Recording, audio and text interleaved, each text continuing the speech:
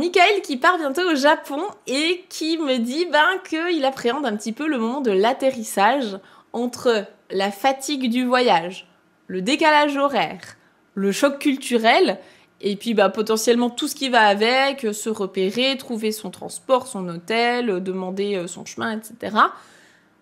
Michael qui demande si j'ai des conseils pour bien gérer ce premier contact quand on va au Japon, quand on arrive au Japon, sans paniquer. Comment on fait pour que ça se passe bien en fait, pour partir rassuré, pour arriver là-bas rassuré et pour que qu'importe ce qui se passe, on ne panique pas.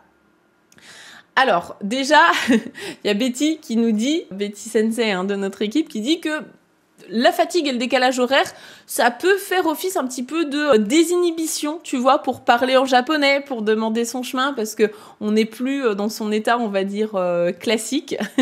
Donc ça peut faire sauter certains blocages, ça c'est vrai. Mes astuces, vraiment, j'en ai plusieurs à te donner aujourd'hui. Déjà, mon astuce qui fonctionne vraiment bien, parce que je l'ai testée pendant des années, et dès que j'ai donné cette astuce-là à des amis, ça allait mieux pour eux aussi. Pour le décalage horaire, pour éviter en tout cas au maximum de souffrir du décalage horaire, c'est du moment que tu mets un pied dans l'avion, tu règles tout de suite ta montre à l'heure de l'arrivée. Donc si tu pars par exemple de Paris, tu vas à Tokyo, dès que tu montes dans l'avion à Paris, hop, ça y est, tu es déjà à l'heure de Tokyo. Et au retour pareil, quand tu rentres en France ou dans ton pays. Donc là-dessus, ça te permet déjà de te calibrer en disant « Ok, là, si je monte dans l'avion et que c'est la nuit au Japon, je vais essayer de dormir le plus tôt possible. Par contre, si je rentre dans l'avion et que c'est en pleine journée au Japon, je ne dors pas. Et je dors quand c'est la nuit au Japon. Et c'est tout. » Donc c'est pour ça aussi que mon deuxième conseil pour mieux gérer le décalage horaire, c'est de choisir un vol qui te fait arriver en fin de journée au Japon. Moi, j'aime bien arriver en fin d'après-midi au Japon, parce que du coup, si mon avion il arrive par exemple vers 17-18 heures, le temps de sortir de l'aéroport, la douane, l'immigration, récupérer ta valise, des fois c'est super long. Je sais que je vais être à mon hôtel potentiellement vers 20h, 21h. Donc j'ai pile le temps de manger, prendre une douche et là je me couche tout de suite. Mais ce qui veut dire que je n'ai pas dormi avant.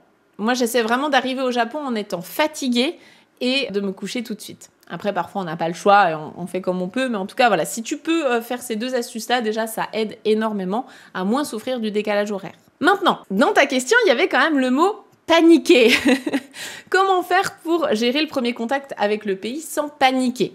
Alors, perso, j'ai jamais paniqué d'arriver dans un pays étranger. C'est pas quelque chose qui me fait peur.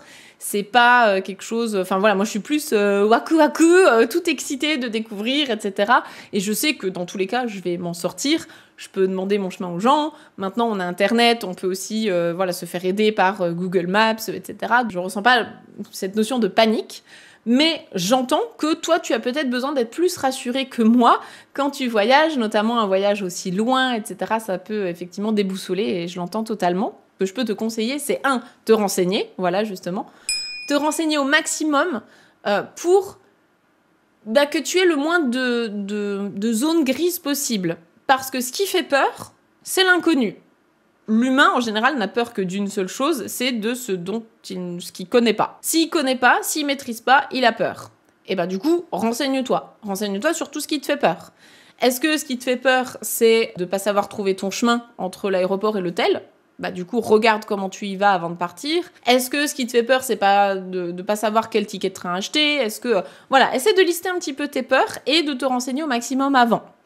Maintenant qu'on est à l'ère d'Internet, merci, ça change la vie, tu peux te projeter au maximum dans chacune de ces situations grâce même à des vidéos YouTube. Tu peux aller voir des gens qui ont filmé le trajet de Narita jusqu'à Shinjuku, j'en sais rien. Tu peux regarder donc des vidéos, tu peux regarder des streams, des streamers IRL qui vont se balader dans les rues au Japon. Tu vois un petit peu, tu essaies de te projeter à quoi ça peut ressembler, tout ça. Bien sûr, lire des livres, ça ne passera jamais de mode, mais lire des livres, c'est intéressant pour justement en apprendre plus sur comment ça se déroule l'arrivée au Japon. Et une petite astuce que moi j'aime beaucoup, c'est de te préparer un petit carnet. Alors ça peut être dans ton téléphone aussi, ça peut être juste une note ou un PDF ou autre, mais d'avoir en tout cas un petit carnet de voyage en amont où tu vas te noter tout ce que tu fais chaque jour, ou en tout cas tu vois les grosses infos importantes. où est-ce que tu dors, quel trajet de train tu dois prendre, qu'est-ce que tu as absolument envie de visiter. Le fais pas minute par minute, hein, laisse-toi quand même un petit peu de marge pour profiter de ton voyage et des éventuels imprévus. Parce que moi, je suis team préparer son voyage à l'avance. Je n'ai pas envie de perdre du temps sur place. Quand je suis dans mon voyage, j'ai envie de... C'est vraiment comme pour le jour de mon mariage. J'avais tout préparé à l'avance et le jour de mon mariage, j'avais juste à me laisser guider parce qu'en fait, tout était prêt. Et tout va bien se passer. Ça va aller, t'inquiète pas. Les Japonais sont toujours prêts à t'aider. Tu trouveras toujours une âme charitable pour te renseigner.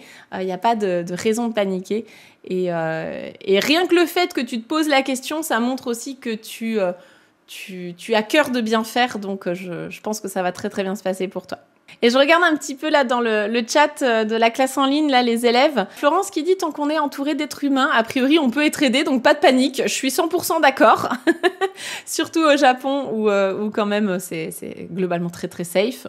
Ah bah c'est bien, vous pourrez vous échanger vos meilleurs conseils, hein, les élèves, là, sur le Discord. Je vois qu'il y a des tips de mélatonine, tout ça, de quand est-ce qu'il faut dormir et tout. Voilà, Mike qui dit surtout pas faire de grosses siestes en arrivant à 15h. Clairement, jamais, tu ne dors pas.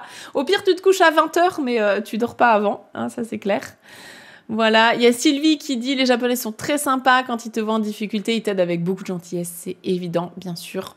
Voilà. Et Julie qui dit « Traveler Notebook, ça fait du bien, je note tous les itinéraires possibles. » Et ouais, bien planifié, c'est très rassurant, tout à fait. Voilà. Donc ça va bien se passer. Ça va bien se passer, Michael. Et tu nous raconteras d'ailleurs comment ça s'est passé pour toi.